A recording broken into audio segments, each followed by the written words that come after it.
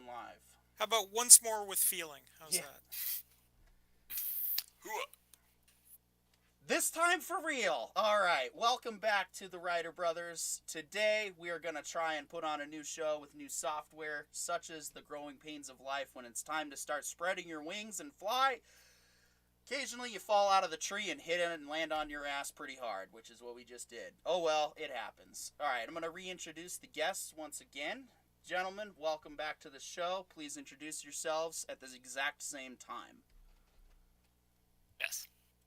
All right. Well, I am Corion, your witch in residence here on Twitch and YouTube. Completely unofficial, but also completely amazing. Yeah. Absolutely amazing. I am John LeMay, and I am the co-producer.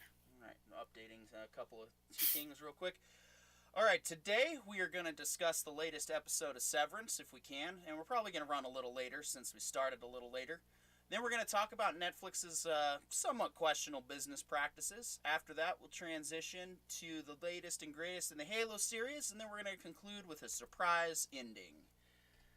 All right, so first up, of course, is the latest episode of Severance. Corion, you've been missing from us for a little while. Why don't you give us your thoughts and maybe recap a little bit on what you thought's happened so far?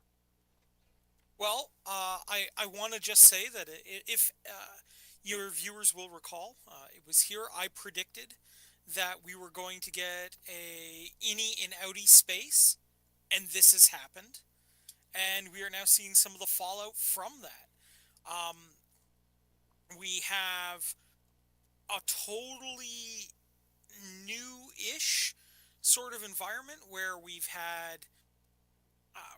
gotten to see more of people being taken to the break room. We've now know that we have a former Lumon employee running around trying to help people reintegrate.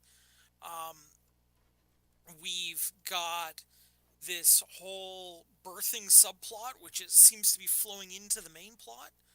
There's an awful lot going on in this episode and a lot to unpack, and it really feels like we're building to something impressive at this point. We're starting to get to that point where, and I think if we don't get it next episode, we're going to get a really big explosive breakthrough. It'll be the one right after because we're building to something huge here. Definitely. Thoughts on what they're doing? Yeah. Oh, yeah. Please expand on your on what you think they're doing, because last time they said they were making hatchets, and then now they're just making water canisters. So what's going on here? Again, I'm standing by my theory that it's not that they're making any of these things. There is some data that they're pulling from the innie's job, which I don't think is what they're actually doing, but I think there's some data that they're pulling from there that is vital to something, and that's why this program is continuing to go forward. I almost feel like these guys are like, I mean, test subjects is not really the right word, but like, there has to be a reason why we're doing this severance piece, right? There has to be some sort of reason why we can't have any outside influences on what they're doing. And it seems like the closer we get to finding out why that is the case, we're getting farther away from what that thing could possibly be. I still stand by it has to be something so vital, so life-saving, that without it, it would be too terrible a thing to consider. So we're willing to sacrifice the potential sanity of a few people to save a whole lot of people. So I stand by that still. I'm not sure what it is yet, but I know we got to be getting closer to it. Yeah, John and I talked about it, and I started to speculate after episode 5 that they're just more or less rats in a maze. And this episode kind of seemed to continue that possibility, but Lumen is definitely a cult. That now goes without saying, now that we've seen Patricia Arquette's character basically pray to her ancestors. I'm still trying to figure out the relationship dynamics overall. But yeah. It's it's very interesting. It's definitely taking turns. I definitely don't feel like this is going to turn out to be mystery box writing. I don't think they're going to go for a cheap super cliffhanger on the first season. It'll probably be a bit of a cliffhanger, but I think you're right. I think we're tracking on they're going to have enough of a satisfying explanation that it'll pay off. And I mean, it's already slated for a second season, so I'm looking forward to it. I think it's going to be good. I totally agree. So, I John, I please completely give us your forgot thoughts. about this episode and what we had seen. Just this week has been an information heavy week. Sorry, I'm fidgeting over here. I really did not believe that there was going to be such a cult element to this one. I really thought this was like closer in the relationship with like spies and hiding stuff. But you're Yeah. right in terms of them. There seems to be a lot of people fighting this group, at least within the city that they're all living. Like anybody who's worked there and got out, even like the people that may have been pitched Severance, seem to hate the idea of being even pitched Severance. And that to me seems like there's a lot more world building that can be expanded on later, but also like it's already been written. Like none of these characters feel like they're just being thrown in the ninth inning to save the game or save the show. Like they all feel like they timed each beat accordingly, and we're still learning what the song is even about. And I love it. Interesting, Yeah. interesting perspective. I'm starting to kind of expand on where you're going with this. I really think that we're gonna like if you take a look at the way that people kind of despise this, it really feels like they've really managed to tap into that allegory for certain real world companies where these megacorps where you wind up working for them long enough, you almost kind of despise having worked for them in the past. Right? So I feel like they're kind of pulling into that zeitgeist a fair bit here. Oh, and if you include the fact that they're Apple, talking about companies like Apple, that's like a meta level discussion going on. Yeah. It's like they're acknowledging that their money isn't clean, but they also want to get this story out there, which I think is a really interesting concept, especially where most like media platforms are going. We're going to the more Netflixes and the streams. So you kind of got to pick the devil you like best, but these guys aren't afraid to call them the devil and make a whole show about how devilish they really are. It's pretty cool. It's a great spin on it. Yeah, the show has definitely been a deep dive into the corporate aspect and really the human psyche when it comes to work versus play. And I think that's what I really have enjoyed about the show most of all is just the fact that this pretty original idea has really keeps you thinking every single week. And the show is like it's if you want to compare it to current modern shows, it's pretty mild comparatively speaking. It's not super flashy, it's not full of fancy graphics, it's not violent. I mean, yet. It's had a couple of pretty heavy scenes, but overall, it's refreshing to have a psychological thriller that you could just sit down, enjoy, watch, and appreciate, and it doesn't try to call you stupid in the process. And so I feel this show does a great job of being respectful to its audience still, and I'm ready for the next episode tonight. So, John, any additional thoughts on the show, or carry on? You want to add any new theories, any changes to theories? Well, I think if I've got any other theories as to what's going on, I think the guys from what is it, Optics, who are in that back room, definitely know more about what's going on, and I think we are due for a little bit of info dump, and I think they would be the perfect way to give it to us, right? Yeah, definitely. Yeah, I agree with that, Karen. Especially in the terms of the fact that they're doing something more like able to track over the time. So like as things have changed, like they remember making the hatchets and they remember making the water canisters, whereas the macrodot people that were first introduced to, they only put numbers in boxes. And I think that that's gonna change our relationship with the company is through that other team. Yeah, definitely.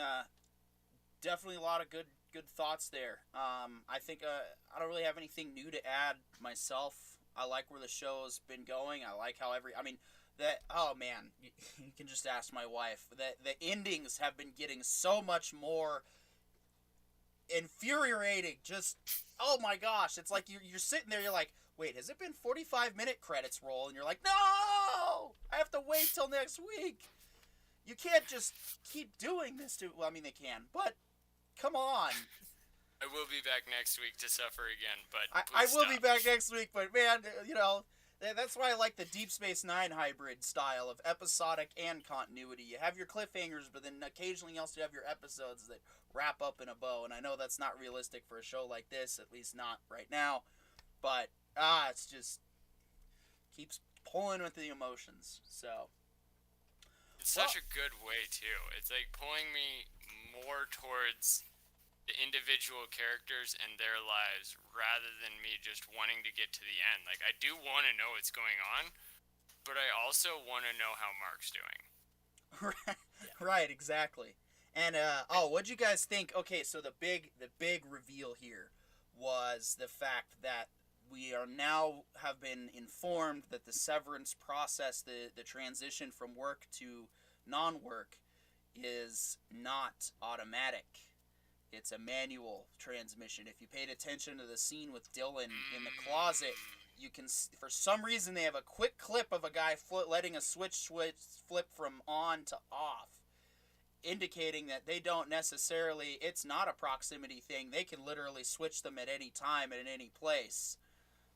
Not to mention that whole scene with him being switched back from Innie to Audi and his Audi being like, we good? Yeah. He was so cool with it. Like, he had no problem being put in a closet to be debriefed. Like, he was just like, did you get what you needed? Are we cool? And he was like, yeah, we're good. Go. This is totally normal. How can you be okay with that? Well, I mean, in a weird way, there's like a cool psychological disassociation going on here, right? Like, from the Audi perspective, right? He walked into a closet, then he went to sleep for a few minutes, and he came out and everything was fine, right? Mm-hmm. It happened to some other person from his perspective, right? That's just double weird, especially when you remember the part where the child came in before counting to 1,000. Like he was like, count to 1,000, so I have 1,000 seconds to get this across and find my answers, but I know I have 1,000, right? And then the child came in early, and Innie is like, what? I have a kid? And that's where, like, Milacek. I forget it. He Milacek got pissed. Right. But then, like, even though he transferred him back, Dylan saw Milacek holding his son before giving him to him, and Dylan didn't care. It wasn't like, he didn't think that was abrasive. He didn't even think that was a problem. He was just like, are we okay? Like, I'm gonna go back to, it's my day off. Yeah, my stupid kid interrupted a work meeting, totally normal. Yeah, he totally took it as a work Whatever. meeting. That's a work meeting that he wasn't a part of, and he just doesn't care. Yeah. It's, like I said, that whole scene alone, I mean, we got a lot of big drops in this episode, between Patricia Arquette, going through I guess, sort of a prayer type thing to the word escapes me that I can't Cure? Cure? The ancestors there? Well, she has like a one of those shrine. She's got a shrine set up in her house, and she's praying to this shrine, and it's like it doesn't give us exactly what's going on because we don't know what her association is with the rest of the company, whether or not she's related by blood or whether what not. But she's obviously super dedicated, and I think that scene alone was pretty big to play out. But then them, I'm trying to figure out why they gave us what they gave us is what I guess I'm trying to say. And it looks Don't like wanna. that's what notification went off. Cozy Koala, excuse me, has subscribed to the YouTube channel. Thank you. Every little bit helps. We do appreciate it. Anyway, back to the show. I'm trying to figure And out let's also why. acknowledge his comment on Twitch. He said, "Can confirm he shrieks every time." We got something inappropriate in your windowsill there. Viewers might be offended by seeing pussy on the stream behind you, John. Mr. Mal, you're interrupting. Anyway, yes. little fur friends, we always love it when they stop by and try to be on our show. Yep. Anyway, stupid joke aside, why did they show the Switch? Why would you show the actual Switch being flipped instead of they could have just left it to, oh yeah, he switches it in the closet. We didn't need to see that clip of them flipping the Switch, and yet they gave that to us. That I do disagree, just because we did have confirmation from I think he's like the angry guy, the other Milichek. Oh yeah, When Mr. Grainer yeah. confirms it was an outside hack, that unsevered PD. Reintegrated PD, yeah. Reintegrated PD, correct. That's the one.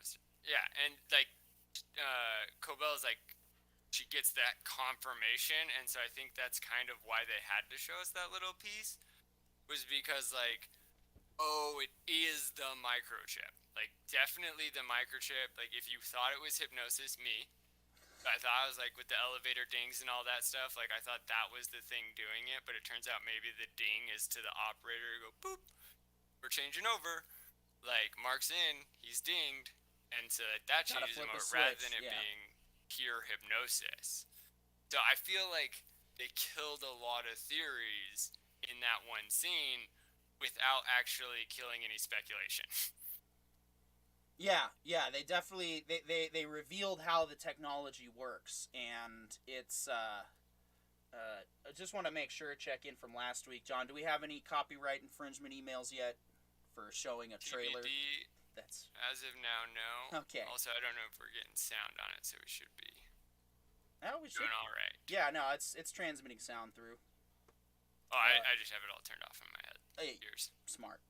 I mean, if you want to do a quick check to make sure there's no problem with that, because last thing we want to be doing is talking to ourselves while just displaying a clip of the trailer on loop.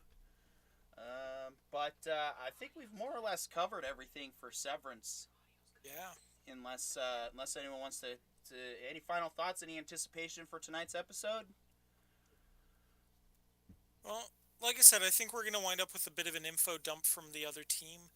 I wouldn't be surprised if we get a little bit more of who the masters behind this company actually are. Like, whether we're going to get a little bit more of like we're going to get a little bit of a feel on them. Like maybe they're, like exactly what kind of shadowy cabal they are, I think, is probably what we're going to see next.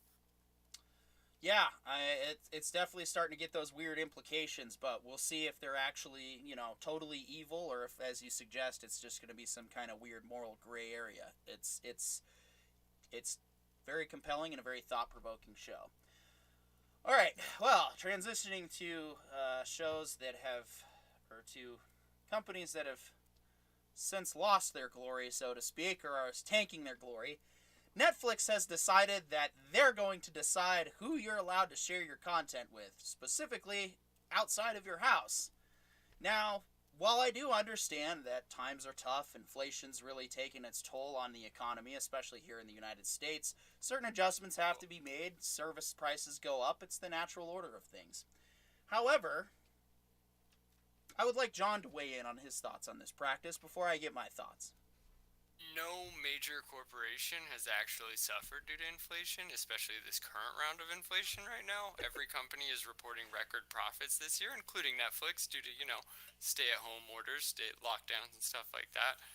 At this point, I think what Netflix is doing is, number one, greedy. B, they're going to lose a lot of views I 100% guarantee that we're finally going to start getting real metrics on the shows that are doing what they're supposed to do.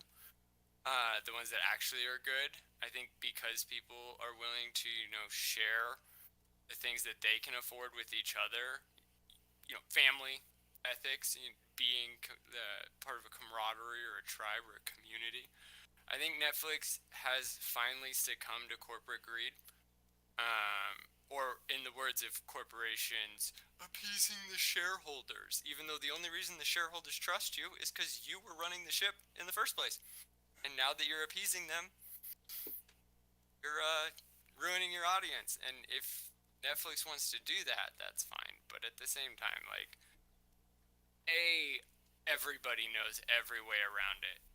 We all knew about Pirate Bay the moment Pirate Bay went live. We all know Which about just to clarify illegal for the audience, the Writer Brothers does not support or endorse piracy. No, I am in no way. But we do talk about it objectively and fairly. Illegal streaming services that depreciate the value of content. But I am not going to be ignorant to the fact that the majority of society and anybody with a little bit of tech savvy remembers LimeWire. Everybody remembers Pirate Bay. I got several of my first viruses from LimeWire. Exactly.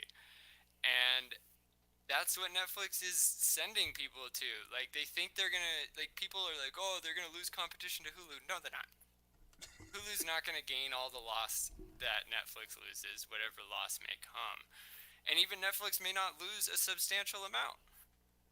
But all of their content is going to lose a substantial amount, and more people are going to revert back to those sources because we're all still poor. We're suffering from inflation.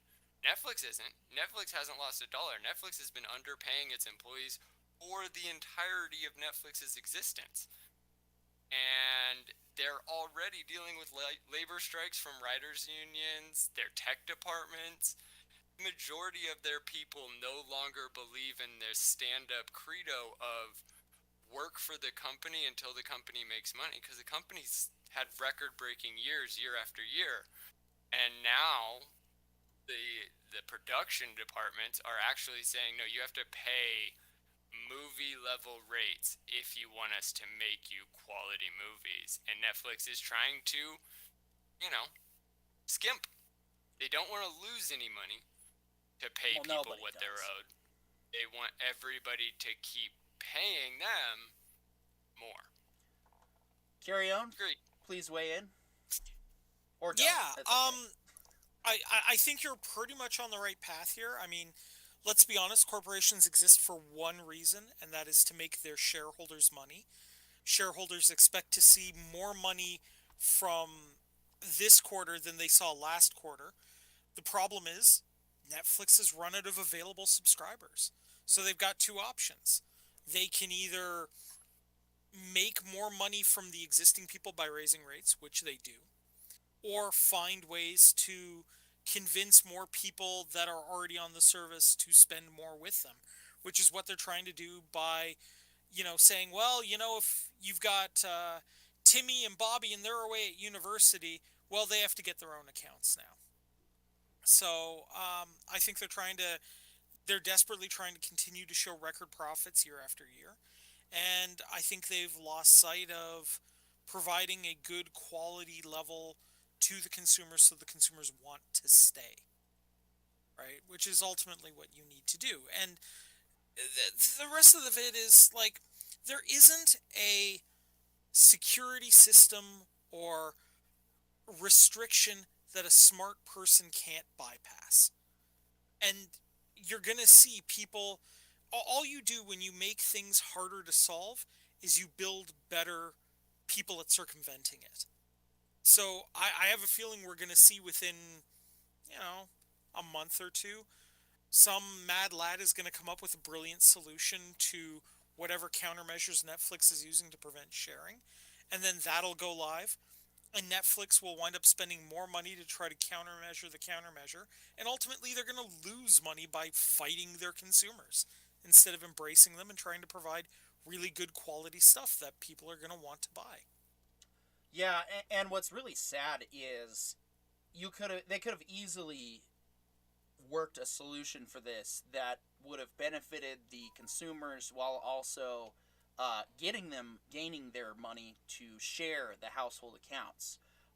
The easiest way that I can think of off the top of my head is you reduce your standard in-home subscription for your single household by like a couple bucks, and you say, here, we're gonna reduce your standard one by like $2. So your customers that don't have any friends or family that they want to share with, they're getting a discount.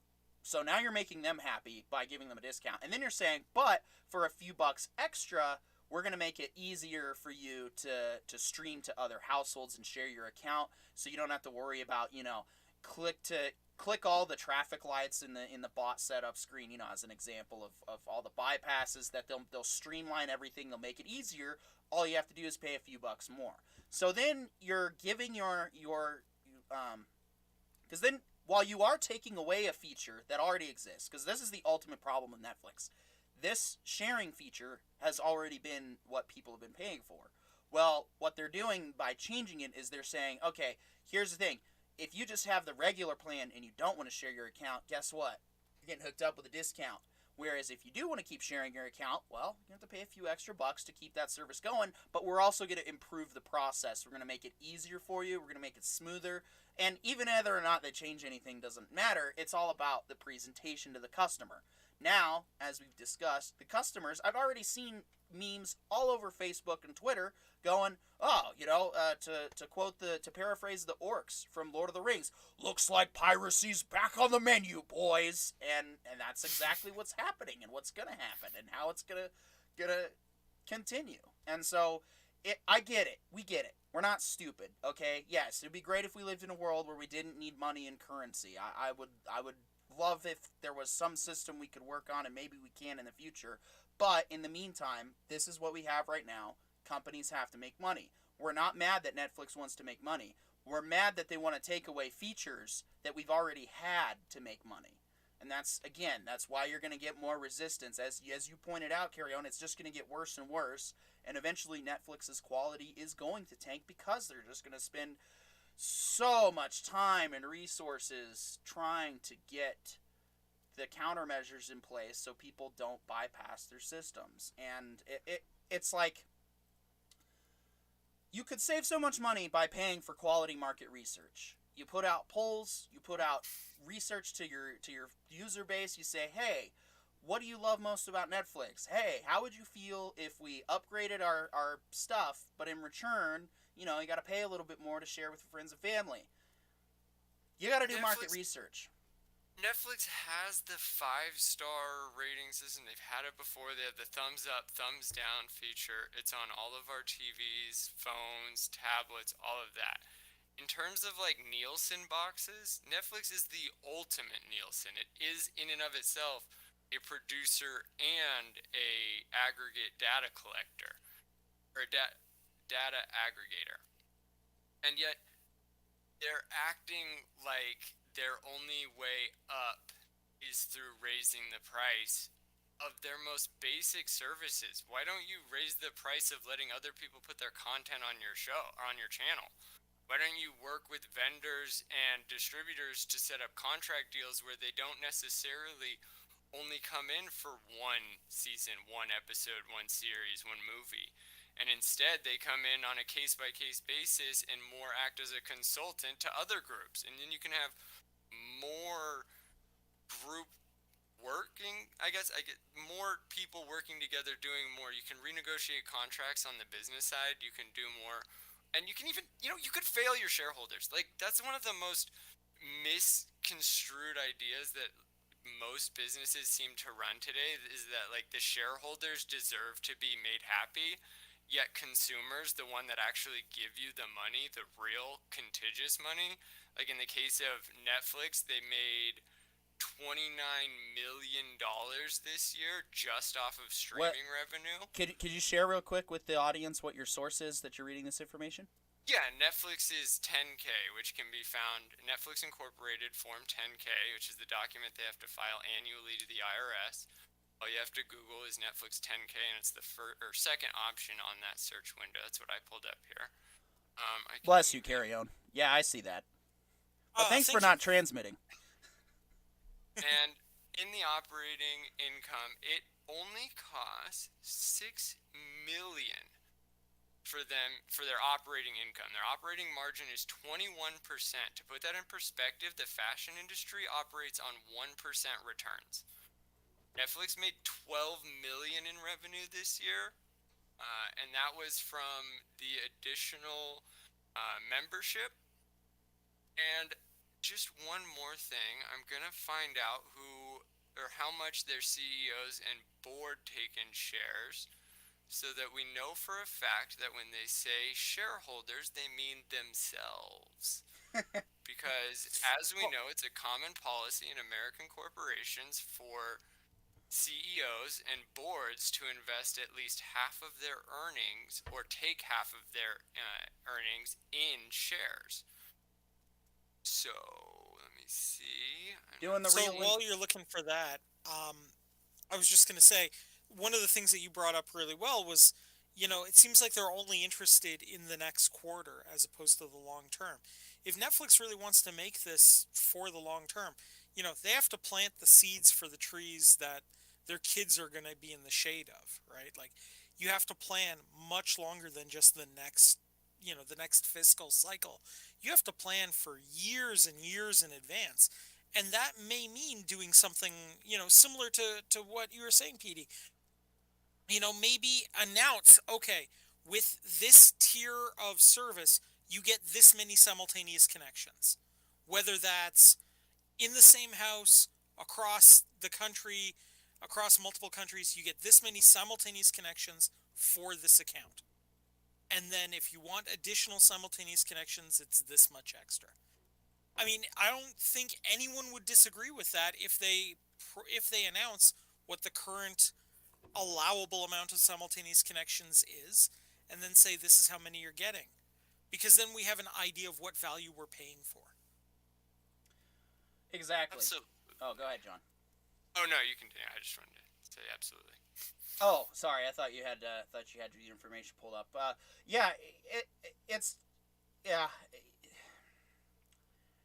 It's sad to say the least. The fact that this is like immediately what they're jumping to instead of asking the people who pay them money, like, hey, what would you guys prefer to do? And I think it presents an opportunity for any of the streaming services to do that.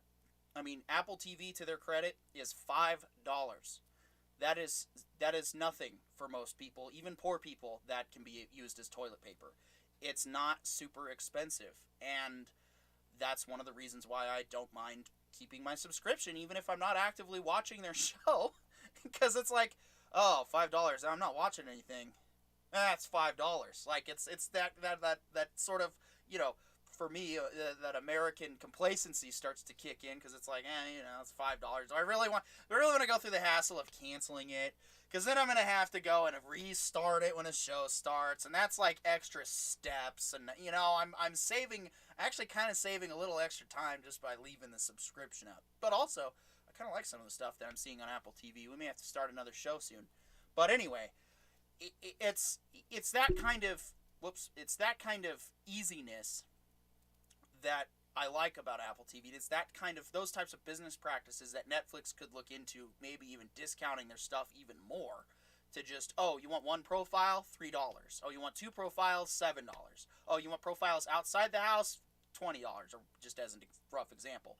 That would go over better in the long run than, like I said, taking away privileges that already exist. So I think we've belabored this point enough. We're going to now talk about another garbage subscription service. Not really the subscription service itself, but the certain show that's hosted on it. The new Halo series has officially arrived. Yay! Oops. But what you didn't know is the real star of the show is actually the 2001 Chevy Tahoe. And so with that, we're going to have a word from Halo's official sponsor.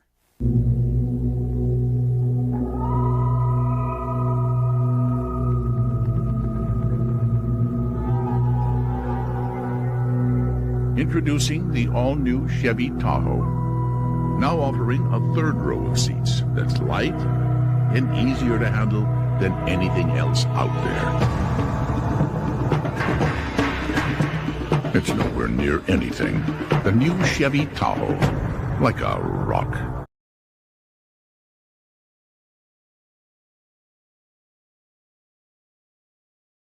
Oh yeah. No, we actually streamed the commercial, and actually this is going to be our sponsored segment. The show, to clarify, is not sponsored by Chevy, unfortunately. I wish we were, that'd be amazing.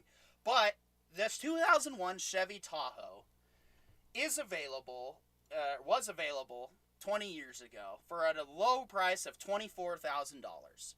And it has a 5.3 liter 8-cylinder engine with 285 horsepower, rear wheel drive, 5 seats, comes in a variety of colors, and the mileage per gallon was 18 highway, 14 city. I can't believe that used to be the best you could get at one point. Now, unfortunately, Chevy discontinued the 2001 Chevy Tahoe 20 years ago, so if you want to try and get your hands on one, you're going to have to find a used car lot and get a nice ripped-off deal. With that said,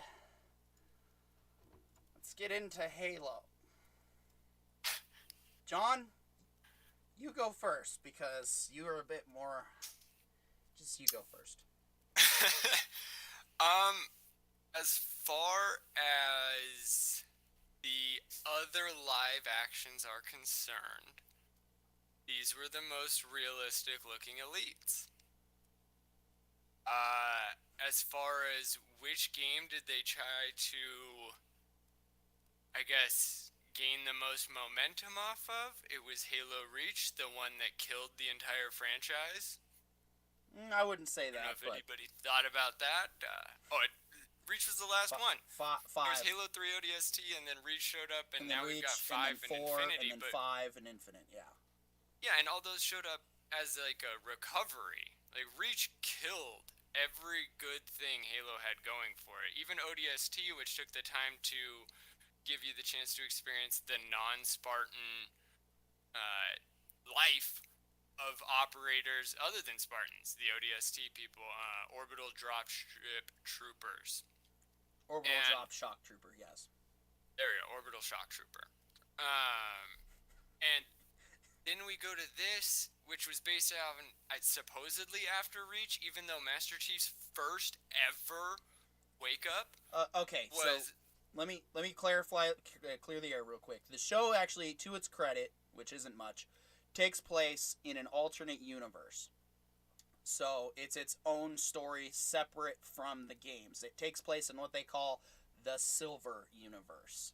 So it's its own story, which, okay, we can work with that. One of the reasons, that's what I always talk to people that hate new Star Trek. I'm always like, hey, you know what? At least the JJ movies tried to be their own thing. Say what you will about them, but at least they tried to respect the original canon. They kind of tried to do that here, but go ahead, carry on. Well, see, I'm going to disagree with you here. Because if you wanted to do this Silver Timeline story arc, then why did you do it and not steal the window dressing from somewhere else? It's like, imagine, if you will, I wanted to do let's pick a Law and Order series, but of course, I managed to get the rights to Law and Order, but instead of Law and Order, I go, you know what, but I don't really want to make a Law and Order story. I want to make a story that follows just the criminals instead of the guys who are actually pursuing them. But I'm going to steal the Law and Order name to get the brand recognition, because that's what this is. This is stealing brand recognition so that their story gets told in contempt of the legitimate story. And after having seen what I've seen of Halo so far, this thing has nothing but contempt for the actual Halo story arc.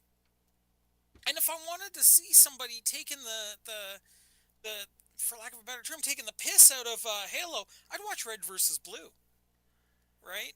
Because let's be honest, Red vs. Blue is a more genuine adaptation of the Halo universe than Red this. vs. Blue is one of the greatest stories of all time if you ignore the fact that it was filmed on a multiplayer. Absolutely. See, and that's just it. Not Halo to fans besmirch actually, Halo fans actually love Red versus Blue, and it's still funny. Absolutely. And I want to continue off what you were saying, Carry On, and throw back at you, Parker, in terms of the Star Trek thing. At least J.J. Abrams made up a time event that, theoretically may or may not be possible. And it literally broke the universe to create this new universe. What did Halo do?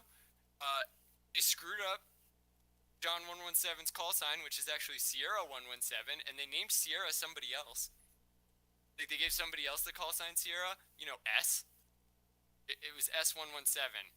And Master Chief is a rank. Petty Officer is also a rank. So he's the Master Chief Petty Officer. So he's that's not a naval rank in any.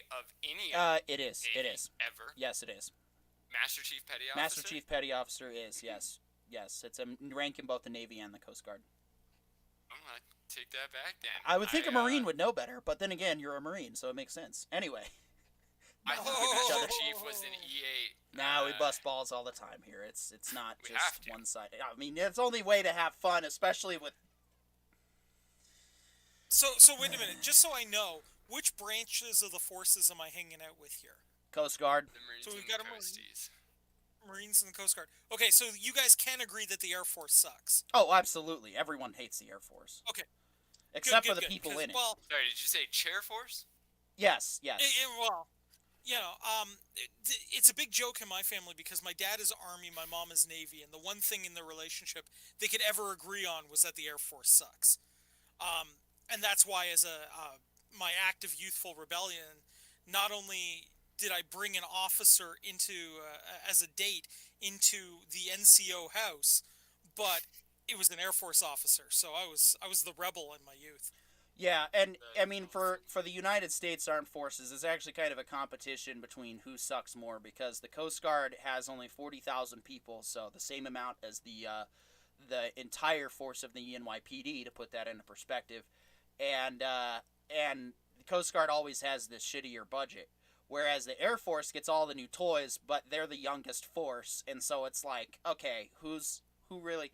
But what I found interesting was when I was in boot camp, I had ex-Navy and ex-Army and ex-Air Force, all of them saying, oh, this is way better.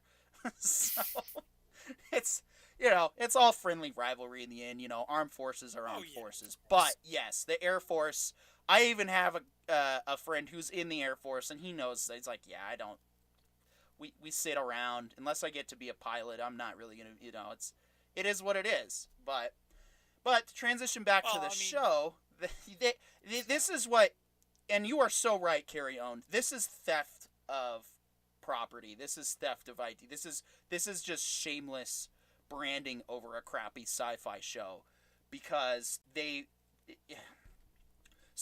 going to discuss the positives before I get into my response.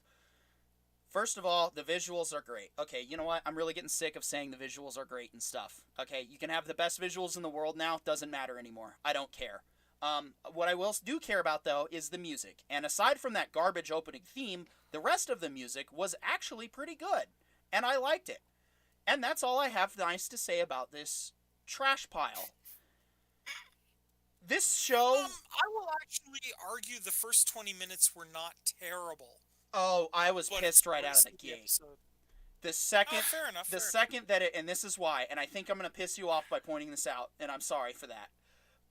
The first seconds were introduced to not only a supposedly desert world, but it turns out it has trees and whatnot. This desert planet specializes in moisture farming. So we're going to rip off fucking Star Wars right out of the gate, and I already just dropped our one F-bomb. Oh well, that's how pissed off of this show I am. We just had Mandalorian and Book of Boba Fett take place, and you idiots thought it was a good idea to not only open on a desert planet, which, and we had Dune that we've literally been living in the desert in our pop culture. Now you want to do water. You want to straight up just rip off Star Wars with your opening scene, and have it be moisture farming. What the hell? I mean, Don't these forget guys the did go to the. I was gonna say these guys did go to the J.J. Abrams school of ripping off absolutely everything for a quick buck. I'm gonna so. break my neck agreeing with you tonight. That's how. That's just. Oh my gosh, that is so true. John, you have a quick thought? Yeah, I mean, in terms of everything about this show, I really don't care what their intent was.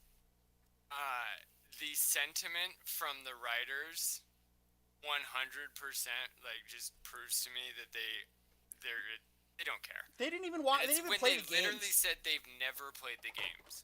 They didn't play the game, so they don't have any respect for the source material. The UNSC is basically a Nazi contingent. Like, they're all just horrible people, and there's none of the good guys of the games you're rooting for in this show right out of the gate. So That's it's the worst part. Is like I thought they did that part really well because there was that whole point in ODST where they talked about why there were ODST troopers that operated on Earth versus sending in Spartans because the humans don't trust the Spartans because they are half robot. And that was a major theme in Halo. Like, Spartans are ungodly warriors, but they're also ungodly beings, and that was the only thing that like actually tracked. But they took all this time to like make the UNSC look bad, whereas like Starship Troopers actually took the time to make the UNSC seem good, you know? And Yeah. they literally took all the best parts of every good sci-fi, every good alien warfare, every single good intergalactic colonization, deleted all the good parts, and kept all the bad parts, minus the visuals. And even their visuals, I was so frustrated that they put a real person in a suit. They used a real suit, like, now it doesn't feel real. The reason why they had to choose the female lead for this first episode is because she was actually 5'0" so the main character looked 7' something. But if you notice the way they walk through doors, it's only a couple inches of separation, and that's like, stop. Yeah. Just end the whole series now. You wasted $200 million. Do yourselves a favor and eat it. Because if you keep releasing these episodes, I'm going to keep coming back every week to tell you how bad you're doing it. And you're paid $200 million to be bad. Well, and the stupid thing about it is, the thing that really pisses me off about the size inconsistencies here is we literally had the Peter Jackson films, what, 10, 15 years ago now, The Lord of the Rings came out? it'll be 20 the height years. difference between It's been Ian 20 years. McKellen, or 20 years, okay. The size difference between Ian McKellen Yeah, just to jump in real Hobbits? quick. The first Lord of the Rings came out 2001, same year as the Chevy Tahoe, the star of this show. Oh, of course. Okay, so 21 years ago, we had the camera trickery to be able to take the Hobbits and Ian McKellen, who happens to be the exact same height, and make the Hobbits look almost half the size of Ian McKellen. And they can't manage to do this with the ridiculous budget that they have for this movie. Honestly, or this TV series. Honestly, take that budget, give it to a couple of guys like who would do something like Red versus Blue, and you'll have a better. Yeah, and The you'll three have of a us. much better series. The three of us Or here. even the guys who did. Yeah, The or three even of the us guys who here did could make a Forward better Onto show. Dawn. Forward Onto Dawn, in my opinion, was the greatest live-action Halo movie that you could ever have. I agree. Yeah, that's why I said that the only good thing out of this one is that the Covenant actually looked kind of Covenant. That's it. Fair. Like, I'm not even okay with the like you said, Parker. The visuals, obviously, Good visuals Unreal are now a 5 and requirement. Unity are free. Like, if you aren't able to create CGI and use mocap studios, you know, all the things that are in abundance in LA and the majority of major cities, even here in Boise, I bet you I could find some mocap cities or mocap studios to rent out for a few hours. If I had a $200 million budget, are you kidding me? The first thing I'm doing is calling Rooster Teeth. Because if you watch Red vs. Blue from season 1 to where the very end, not only do they keep in line with everything and sometimes drop in whole new stories with whole new characters you never cared about before and change the entire narrative halfway through, you're enjoying it. You're having a great time. 343 even went as far as to send them a lot of the digital enhancements before the release of games like Halo Reach and ODST and Halo 4 and Halo 5. Like, Rooster Teeth did such honor to the Halo legacy, and then Paramount, this wannabe Netflix, pretends like it's actually gonna write something without watching any source material, without watching one episode of Rooster Teeth. Hey, writers, go watch episode 2 of Red vs. Blue. You're gonna laugh your asses off. It's so funny. What do we call the warthog? Looks like a puma to me. Like, Looks like a pile of crap in this still show. tracks to me. But in this one, Yeah. nothing. Nothing tracks. Nothing's good. Nothing is better than anything that's released in the last 10 years. Nothing's even better than the Halo Infinite series. Like, all the CGI in Halo Infinite blows everything about this You mean one Forward CGI Unto Dawn? out of the water. Forward Unto Dawn. It's ridiculous. No, I'm talking about Halo Infinite, the new video game, is better visually than this entire Oh, series. okay.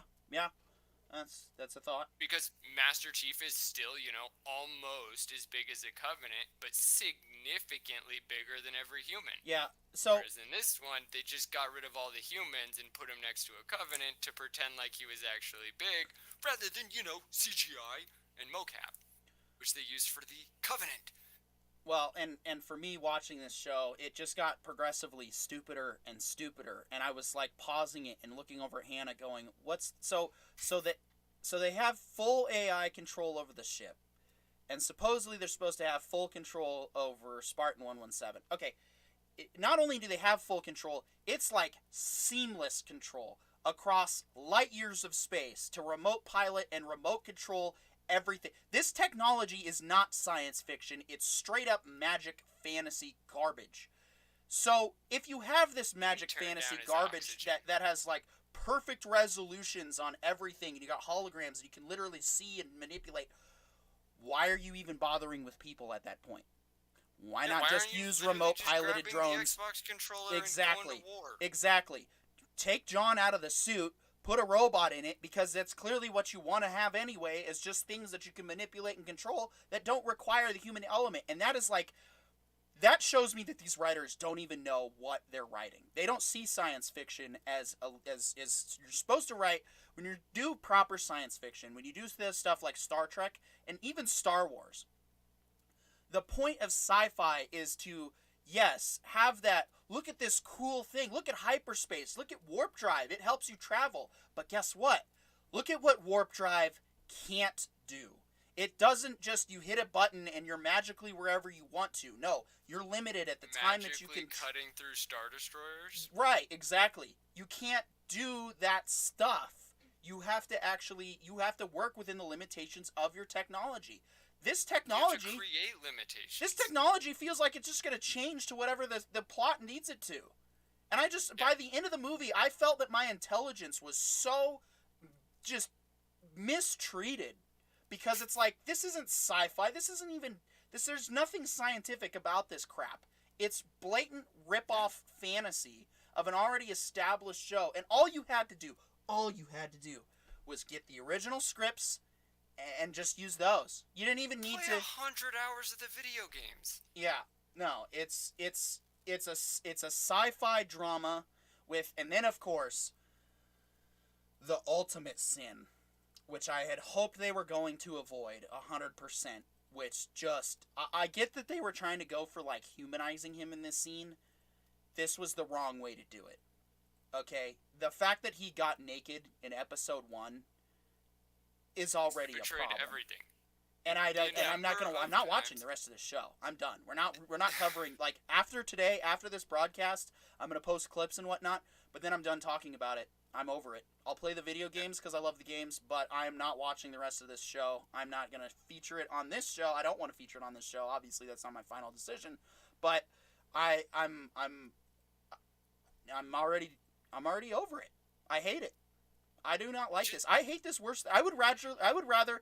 I thought this show sucked so bad that I would do one of two things. I would either, one, go back to work for an hour, or two, I would rather watch Star Trek Discovery Season 1 again.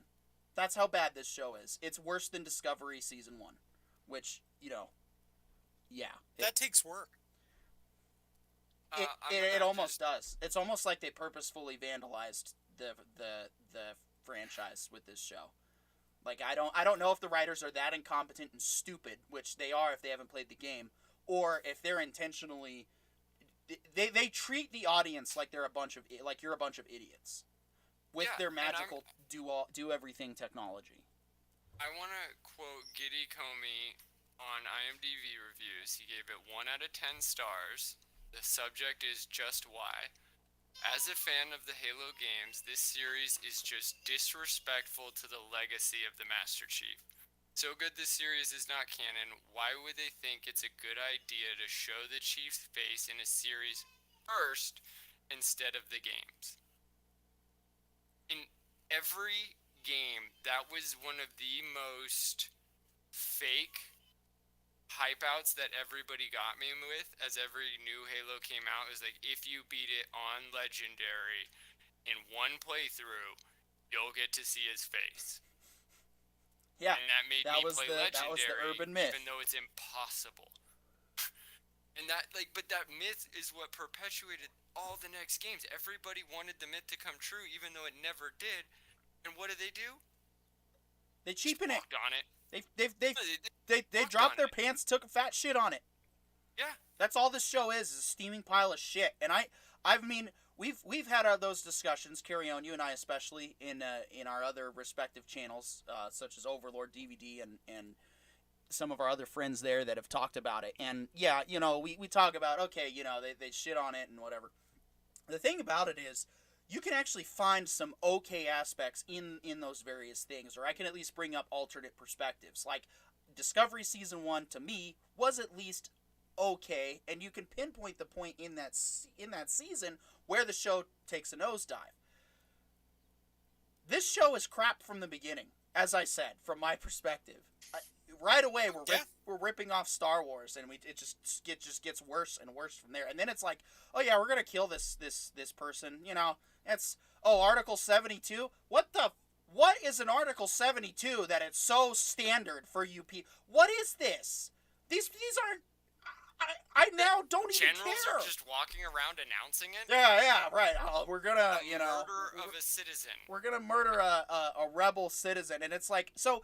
My understanding. Not to mention, why are we gonna murder her? Oh, because she doesn't like our message. What are you like? Are you just trying to pretend like that's how government works? Like when they have tyrannical power, they're just like kill the message. It's like no, they try to subvert that. So they try to do propaganda, but she said no to their TV broadcast. Yeah. Several hours after witnessing all of her friends get murdered. It's like, do you guys have no sense of empathy?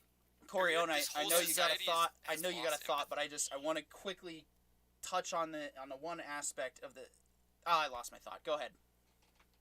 I just thought I want to put forward a thought experiment for you guys. Okay. Let's take a look at let's pull out our imaginary bad robot or bad reboot checklist of how to destroy a franchise. Because let's see, we have government portrayed as, decent government that's interested in protecting the people, portrayed as fascist dictatorship. Check. Main character completely misunderstood, disassembled, and bastardized. Check, check, check. Ignoring existing canon in favor of random nonsense. Check. Let's see. Little female character being the boss queen of the universe and capable of everything and actually the story's protagonist. Check. Spending too much money on insignificant things and not nearly enough money on the really important things. Check. Yeah, I think we've got a textbook example of what bad reboot, produces, and I think so long as these guys are allowed to continue to mutilate franchises, they will continue to reach for this playbook and just check off all the boxes. That's why we exist. That's the whole point of this show, is to call them out. They're claiming One to of the be points, worth yes. $200 million to So- ruin something that we grew up in love with. And look That, at the to stark me, look at the is- stark difference, okay? They blew all this money on their visuals. And we were talking about a show earlier that has that probably doesn't even have half that budget, if even close to that. And it's one of the greatest things ever so far. So And it's completely new. We've never heard of it. Never heard of this idea before. It makes us want to talk about it episode after episode. five Whereas- minutes of Severance was better than this entire episode. I would rather watch 5 minutes of Severance on a loop for an hour than subject myself to this garbage ever again, because it's like we've taken the fundamentals of good storytelling and flushed them down the toilet on purpose. Because what I see consistently is people start with, okay, what's the first thing? Diversity, which is okay, but it can't be at the top. You can't have your diversity crap at the top. It's got to be at the bottom. And it's not to say that diversity in general is crap. It most certainly isn't. But it becomes crap if you start with it. You start with that. It has to be organic. Exactly. And how does it start organic, Kyrione? By basing it on the performance, not on checkboxes. Correct. If you've got, like, Dune is my favorite example of this. The woman who's playing Dr. Kynes in Denis Villeneuve's Dune. She went out for the open casting call audition, and she was just better than everybody else who applied. So they went, okay, we're casting it as a woman. Let's do this. That was the only criteria, was she better at the role? Did she do the interview better than anyone else? If the answer is yes, you give her the role. And that's what should be happening on average. Exactly. It's okay. It is actually perfectly fine if you have a character that you want to specifically typecast for those reasons. It's not a bad thing, but you have to start with a good story. You start with a good story, then you start with a compelling character. And if you want a compelling character that you want to do open-ended, you don't care about the ethnicity or that's fine. If you want a specific ethnic background type character, type actor for that role, that's okay too. But that can't be number one.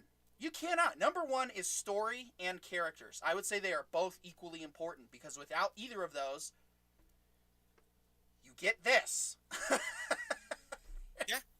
And it's not that hard, and that's what's really upsetting about all of these shows, the latest continued vandalism of pop culture. And it's like it's really sad, because one minute we think we're winning with The Mandalorian, and we're getting better, and we're getting our we're restoring the dignity and respect back into our source material, and then this comes out. And you know what I think pisses me off about Halo the most is it's not bad because it tried.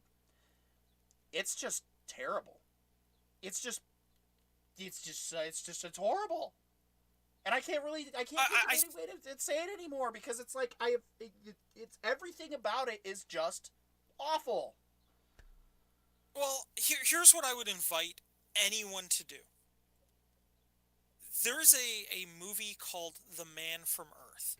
Now, the production story behind this is a fascinating one, and it's worthy of somebody's study.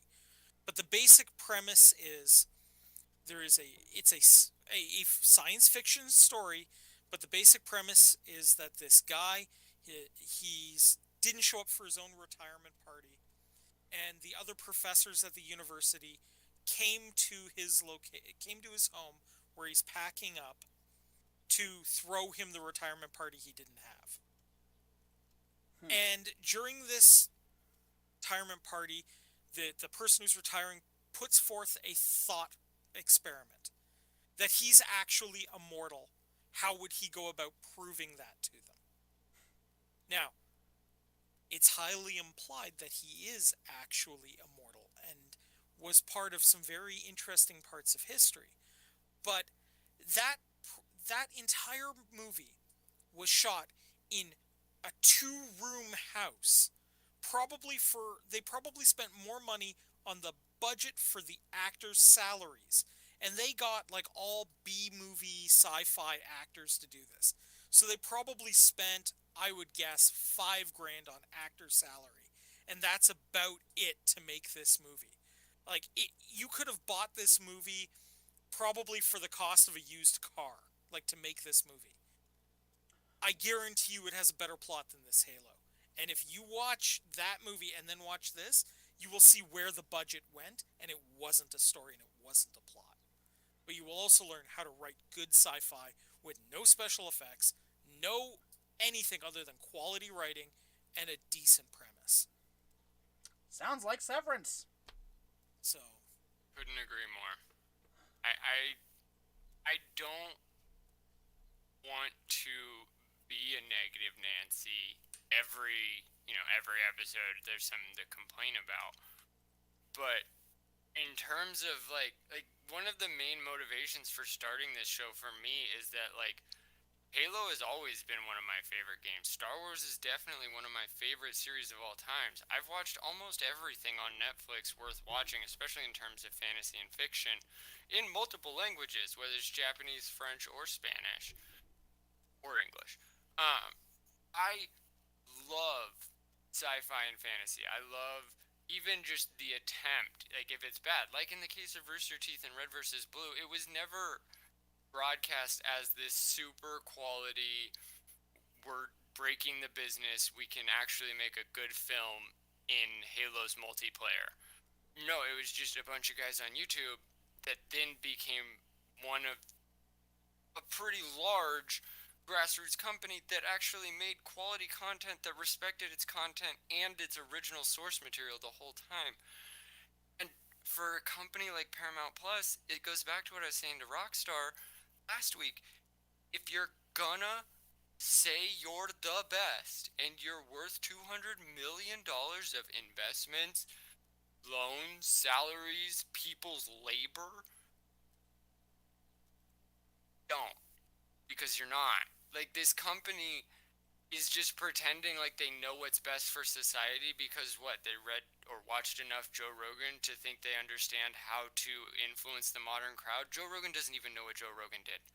Joe Rogan just talks, and that's why he's famous. You can't just be Halo and be famous. If you wanted to do something like this show is trying to do, you know, a little bit of ripped off of Star Wars, a cool space invasion with aliens, just stop taking iconic labels. Just make it Star Battle. Starship Troopers was literally called Starship Troopers. We're gonna be in starships and we're gonna be soldiers. Let's go from there. And there was a lot of social commentary that went into that movie, and it was initially received very butthurt like, but over time it aged quite well to the point where I've watched it 3 times this year. People watch it and they get a new message from it, and that's you can't do that with Halo. You can't put Starship Troopers on Halo because now you're taking established canon, established heroes, and you're just suddenly making this is the Halo mirror universe. That's exactly what this show is. This is the Halo mirror universe where everybody's horrible, and that now I just remembered my point I was trying to say earlier. And the original lore, part of what made it interesting was the fact that there was dispute between the UNSC and the rebels, but the UNSC wasn't going around glassing all the rebels. They didn't get along. They were in constant skirmishes and disputes. But the Spartans weren't just jumping in and like, oh, we're just going to murder everybody. No. Sure, people got killed on both sides. That's part of what made the conflict so interesting is that, you know, either really the UNSC or the rebels were particularly the good guys. They just both thought that they were good in their respective roles. And that's really... That's the commentary of warfare that we don't have enough of out there in the mainstream and that people need to realize. War is not black and white. It never has been, especially in the last 100+ years. Every single war, people think that they are fighting for the right cause. And it would be nice to see somebody tackle that issue where you present two sides to root for and then the fans end up dividing themselves over which side to root for, and then that's your commentary. You realize, no, as it turns out, while one side may actually be worse, the people fighting for that worse side don't know that. That's what's really screwed. That's what's really messed up about warfare as in general. And this show is doing the exact opposite. Instead, it's showing, look, here's the UNSC. They're a bunch of raging lunatic murderers, and it's like, no. Not even just saying that they're raving lunatic murderers. It tries to say that the easiest way to justify evil is to just say that you're making the hard choices for the right reasons. I've suffered so many things, and to protect the world, I just gotta kill children because Article 72 said so. Right, and that's the same crap I put up with in the military from some of the worst leaders I served. I was like, yeah, sorry I gotta screw you over on your plans, but you raised your right hand and this is what you gotta do. And it's like, nah, you could have come up with a better solution. You're just a shit supervisor. So. To me, it's like they tried to completely obliterate Master Chief's origin and ethos and then repair it in the span of like 40 frames while also simultaneously trying to give us exposition that in the video games didn't exist. Like, Master Chief's creation was literally just, oh, you're a Spartan. That in We're of going to itself, tell you along the way what that means. Instead, this one just led with ghost stories, led with like basically everything the Germans said about the Marines is what was said about the Spartans. And the name Devil Dog comes from Germany because when the Marines showed up during World War I, they were the most aggressive and efficient shock troopers of all time. They have literally a statue of the Teufelshonden in Bella Wood that is considered revered ground, hallowed ground for all branches of the military, but it is dedicated to the Teufelshonden, which is what the Spartans are supposedly supposed to be. But like, they made all humans seem weak, like they just have no effect. Like all the other Marines that followed behind them, like that was just disrespect to the entirety of the Marine Corps. Like the Marine Corps took a long time to become the name that they are. And then they just invent a robot that supersedes that and everybody makes fun of the Marines. Like, I don't care if you make fun of the Navy, Army, Coast Guard, Air Force, but the Marines, like, are revered across the entire world. Every nation in the world fears what the Marines are capable of. And yet, this group of ragtag water farmers just, 100 Marines, nobody cares. 10 Marines are worth 1,000 sailors. And yet somehow a Spartan is worth 1,000 Marines. That's trying to create scale while simultaneously degrades all sense of reality. It's disrespect in every sense, whether it was the actual lore with the game or it's the history of, the United States military. Like, it's laughable, especially because LA is right where Camp Pendleton is. You could literally go to any strip club between San Diego and LA and you can talk to 1,000 different Marines and they can tell you what it's like to be a Marine and why they chose to be a Marine, and then you can have a better understanding for your military superpower. Go ahead, Karen. Well, go ahead, Karen.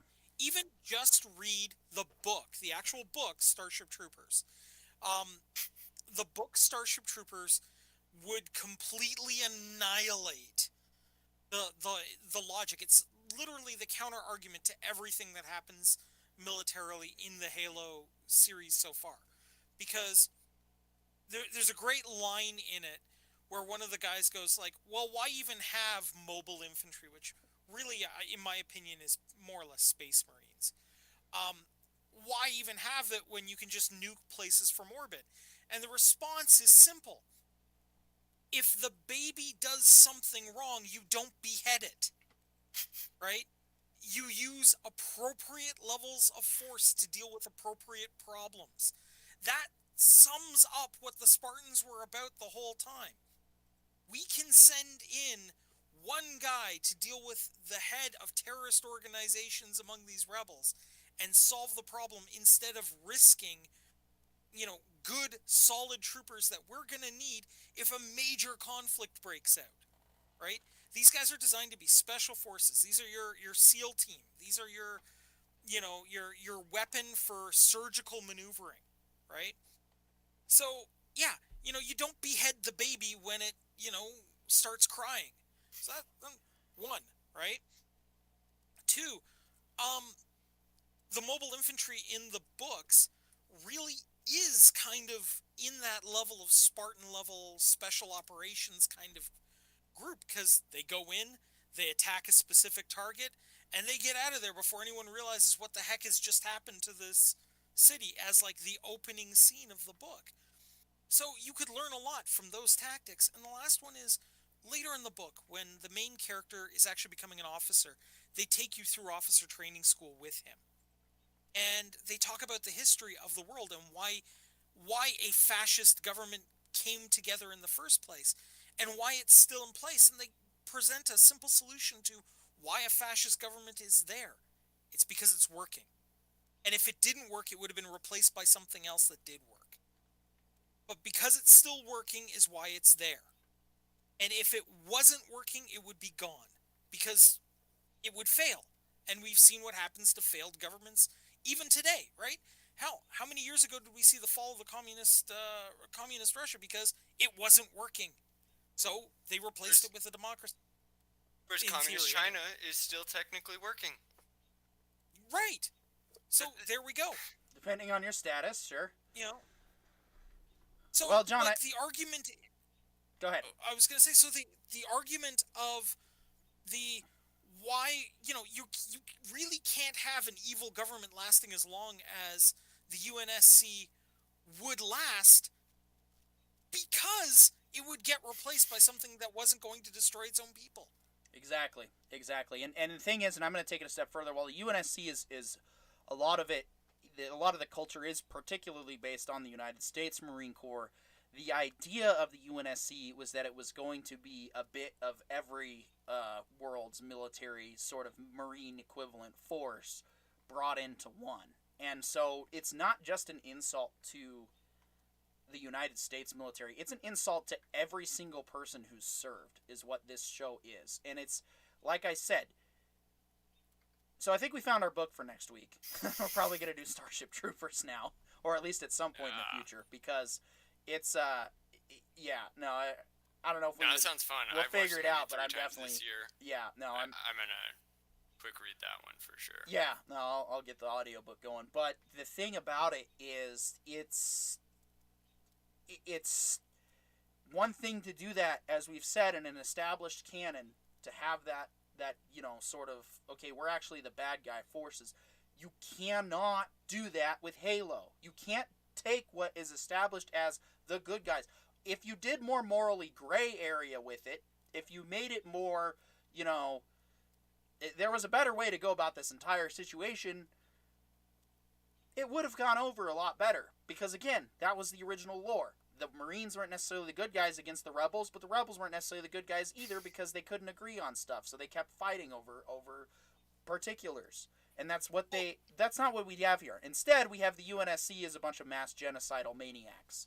And so I feel like we have two major conflicting issues going on in this world, in this new universe that they've created. Number one, they completely ignore the effect of instantaneous global, or in this case celestial, communication, where all of these colonies are supposedly somehow in contact while simultaneously being separated from each other due to geological distance. But look at what the internet has done for the world in terms of just rallies and protests and riots and stuff like that, is when one group really starts getting some movement, other parts of the world jump in to support them.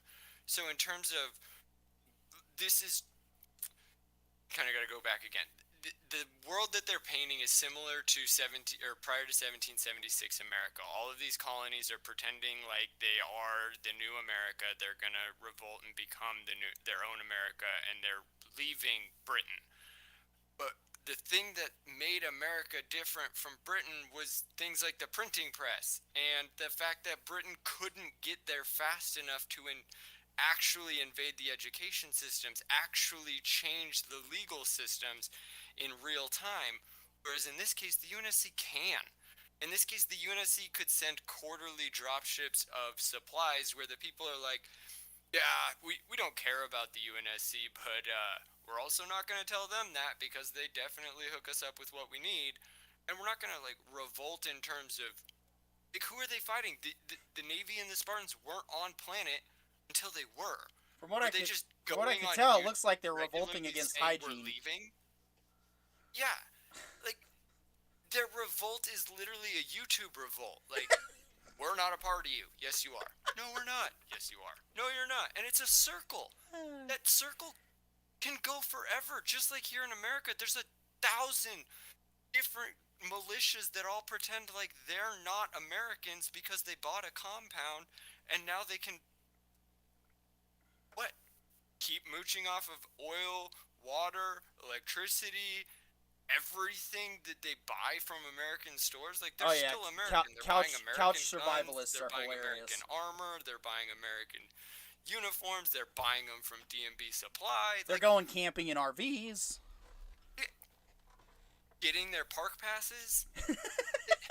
This is the silliest revolt while simultaneously supposed to be.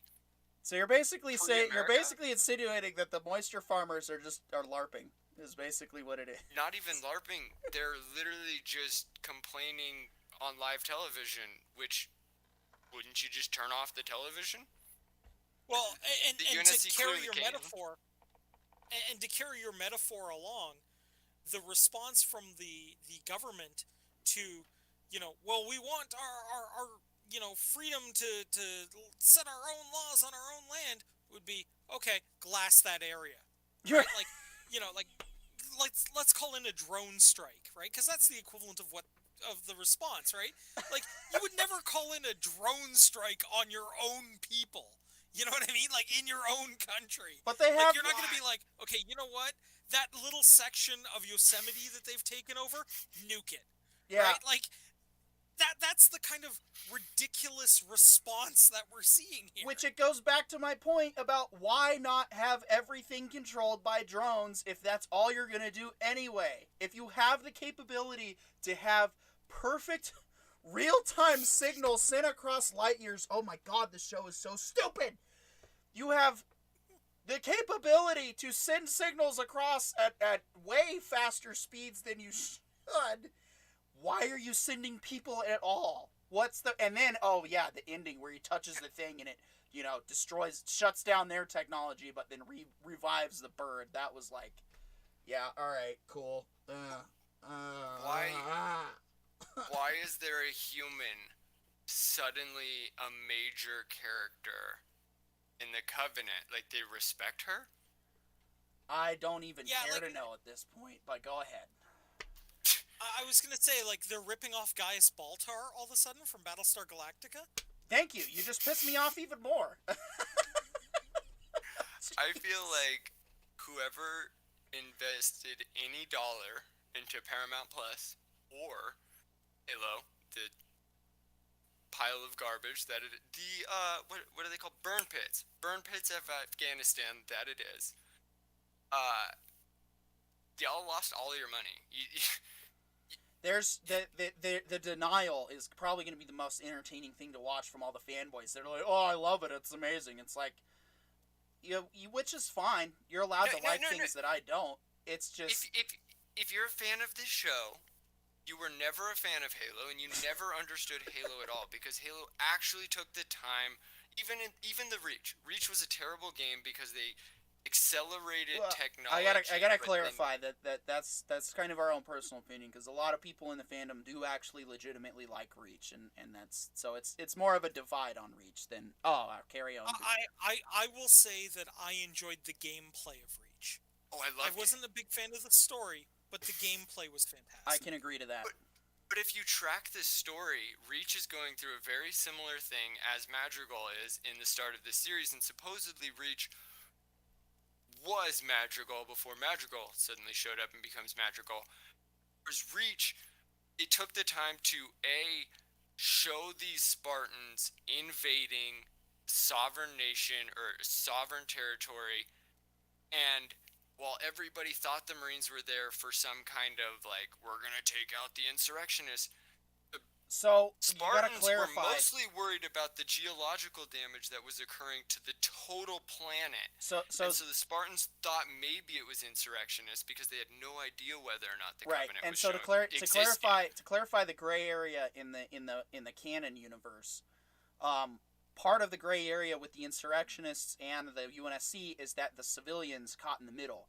You had some civilians that were in support of the UNSC and welcomed the UNSC oversight, and then you had others that supported the insurrectionists, and that's where you get into one of those gray areas of warfare, because then it's like civilians taking sides in the matter.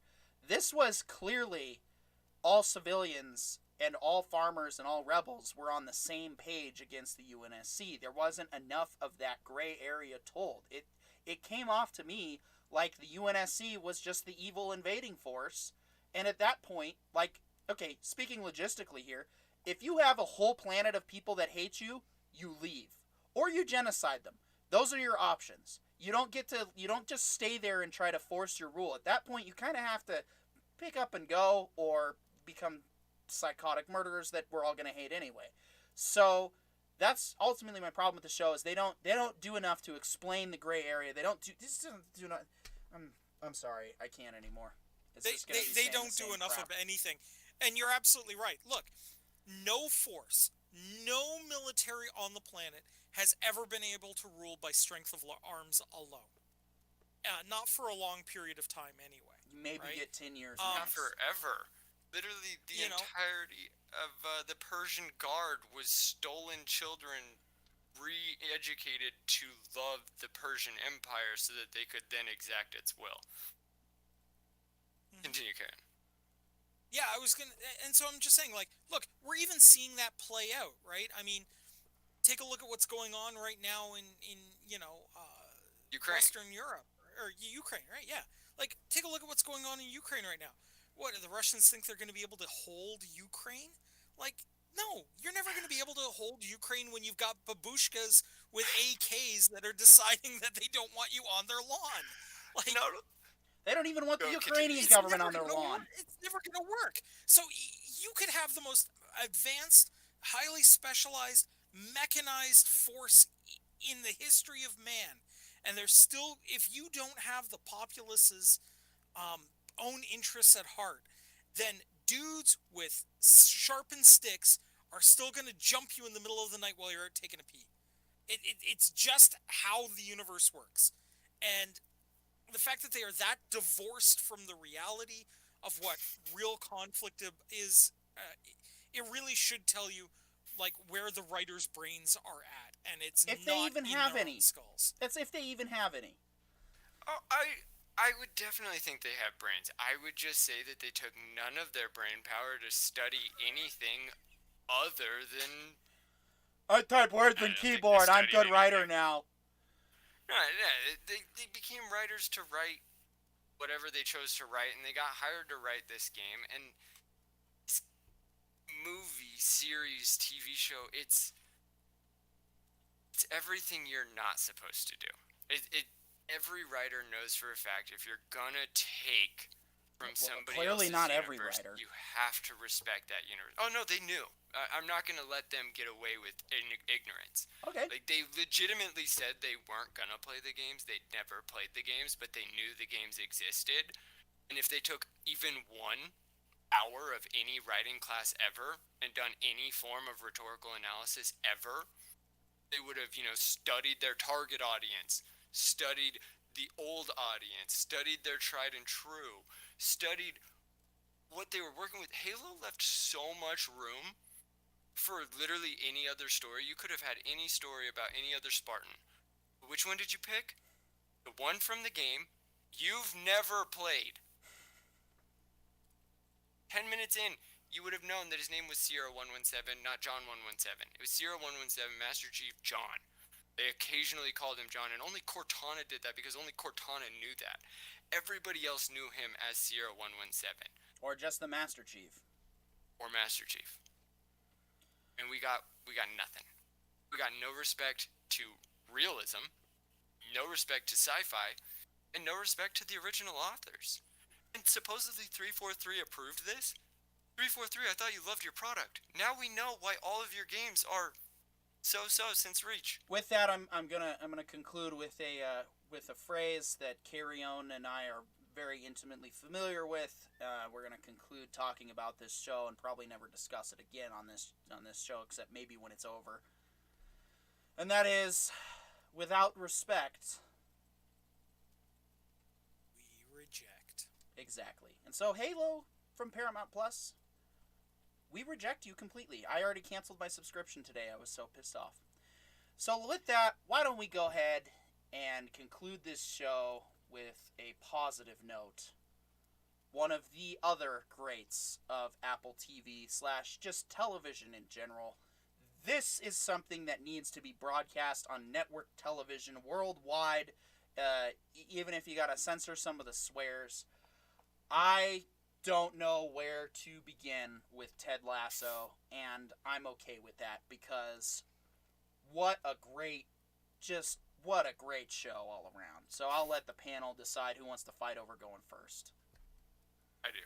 All right. Carry on. You've been bested in battle. Especially when it comes to Ted Lasso.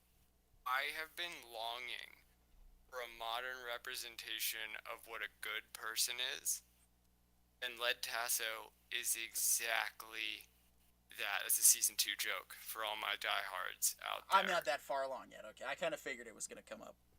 Ted Lasso is the absolute epitome of wholesome.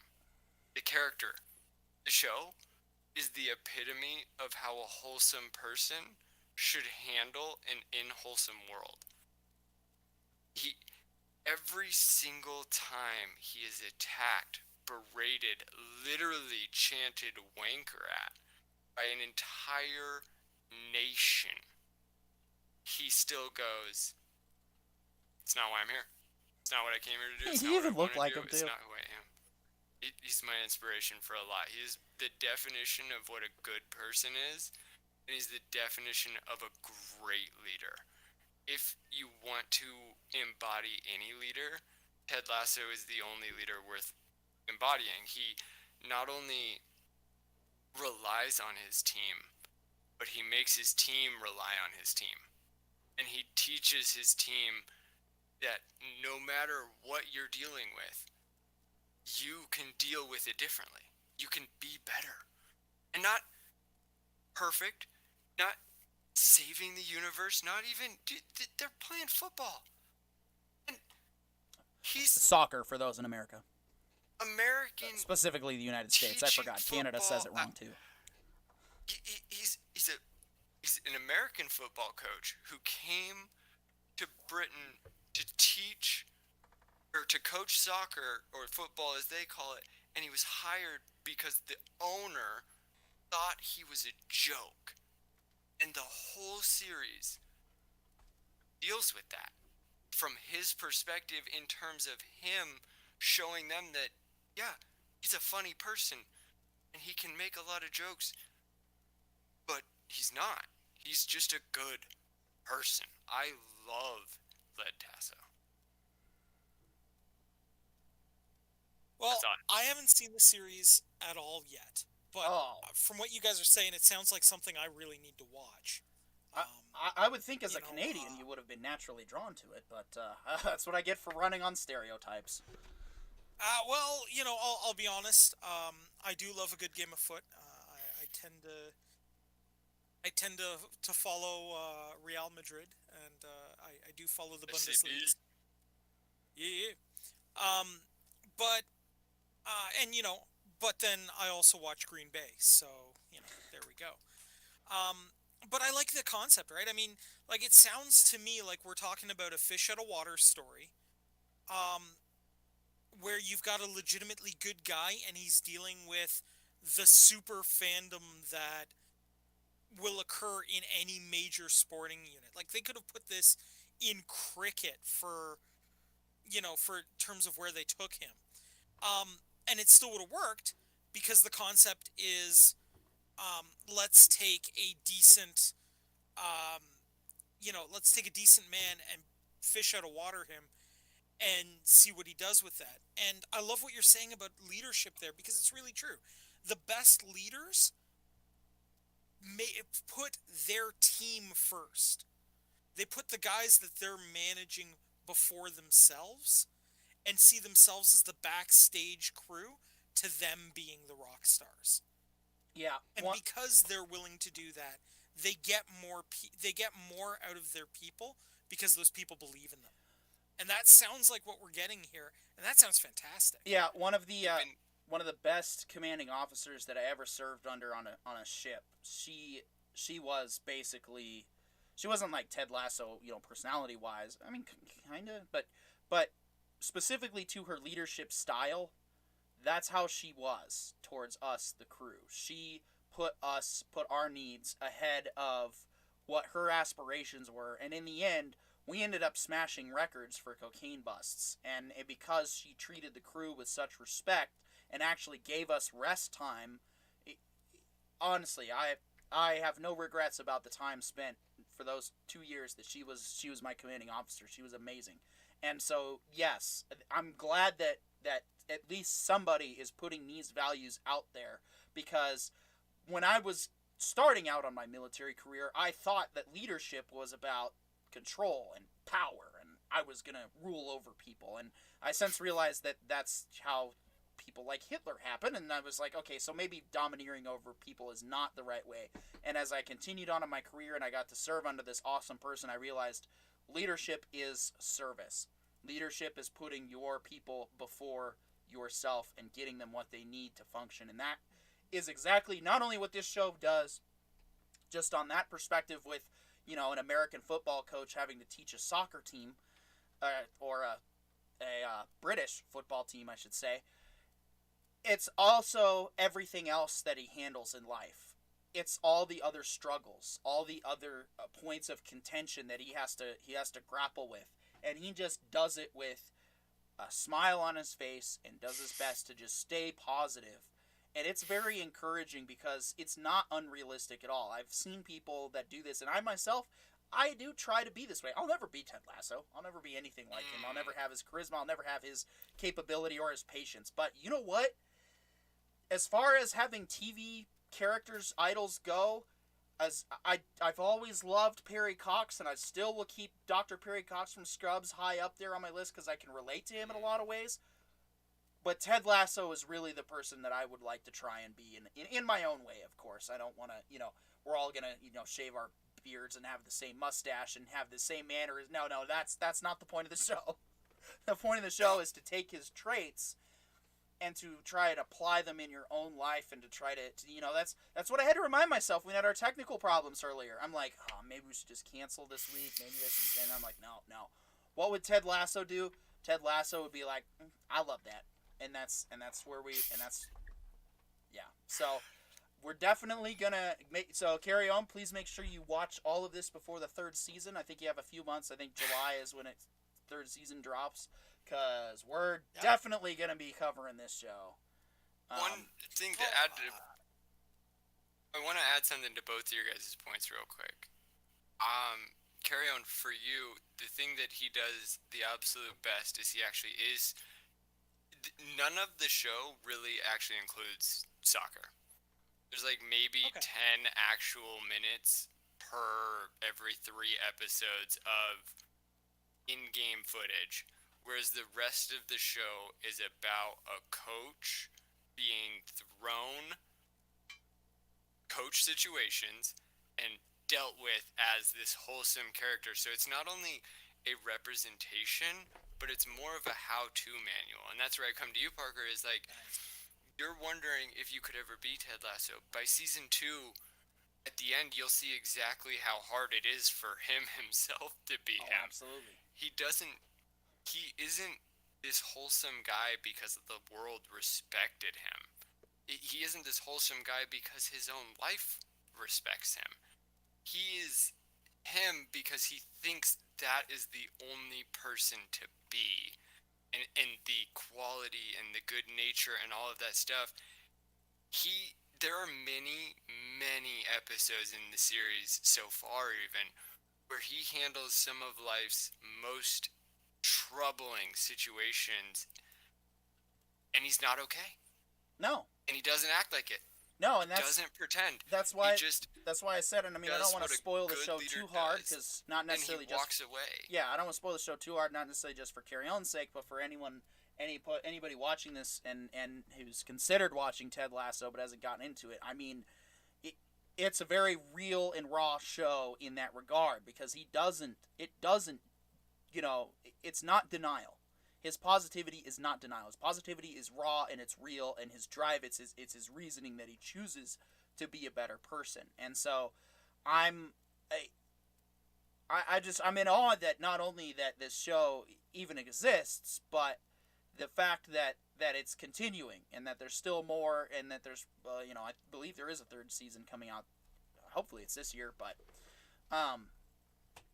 it's a good message to send, especially in crazy times like now, to people, to be like, yeah, life is hard. Life does suck. I mean, I will definitely be the last person to sugarcoat life's hardships. I don't need to get into mine, but I get it. However, you still are in control of yourself. You can choose to process things how you want to. I mean, I'm a big believer that the human brain is the world's most advanced supercomputer. We just don't know how to use it properly. And one of the ways that we can use it properly is when we're faced with adverse situation, well, okay, how are you going to handle it? And Ted doesn't handle it by pretending everything's okay.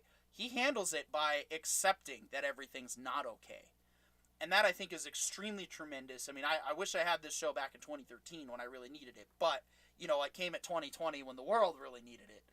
And so it works. And it's nice to kind of have sort of my own aspirations that I've kind of wanted to transition towards being as a better person myself, to see that displayed and not only displayed on mainstream, but just so loved by the fans that have found this show. And it's really refreshing. And so yes, Carry On. I strongly encourage you to take the time. It's heavy on the swears is probably the only sort of downside that interferes with the family friendliness. Otherwise, there hasn't been any boobies yet, at least as far as I've seen. I'm only in the first season. There's no violence. Darn. So it's something you can watch with grandma. And it's a very wholesome show all around, and so I am ready to enjoy season 3. And that's actually a very interesting point in terms of there are a lot of swears. There's tons of them, but the show takes the time to handle it from different cultural perspectives. Whereas Ted Lasso does his best not to swear because his culture raised him that swearing was bad. One of the other characters doesn't have a problem swearing, but he takes the time to teach his niece the proper time and place to swear and why he gets to swear. He fully admits to it. He's like, I make all of the money. I don't have to care about what people think about me. You make none of the money. You have to care until you make all of the money, and then you get to be who you want to be. But you have to be smarter than just, oh, I know a guy who can say these words, so I can too. And Ted Lasso, that's what I mean by the epitome of wholesome, is like, rather than make a fully G-rated show, it's a TVMA show dealing with TVMA problems, but from the perspective of what everybody imagines a goody two-shoes to exist. Like, I don't think we've seen a goody two-shoes, this goody two-shoes, since Leave It to Beaver. And that was 1950s. And it's not painfully 100%. cheesy. And it's not even painfully cheesy goody two shoes. It's real goody two shoes. No, he gets all the jokes made fun of him for being such a dork. And okay. He eats it. He doesn't care. Yeah. Well, I would look at it this way, like, okay, there are a lot of people out there that are legitimately like that, right? Like, look, I'll admit, in my house, sometimes it sounds like an Ozzy Osbourne family reunion in here in terms of the swearing.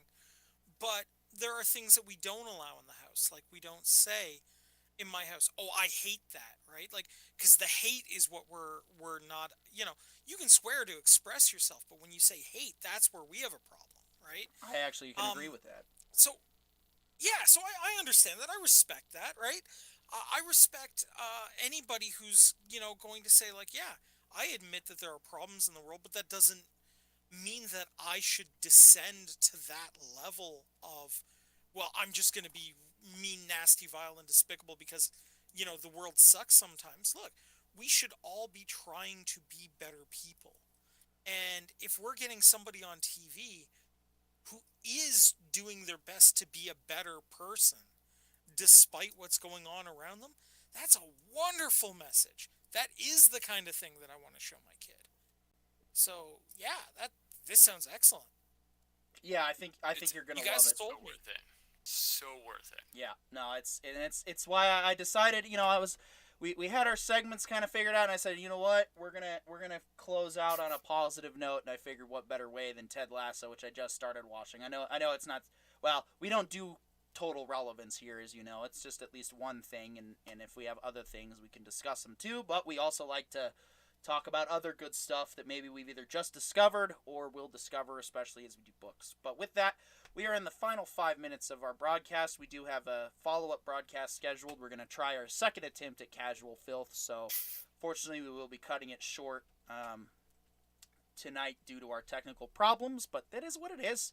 We're learning, we're growing, we're getting better, and, we took a few steps forward starting with StreamYard. Now we take it a couple steps back, trying Streamlabs this week, but it's just part of the process, part of who we want to shape our brand to be, a little more personalized. So carry on. What trouble are you getting into this weekend?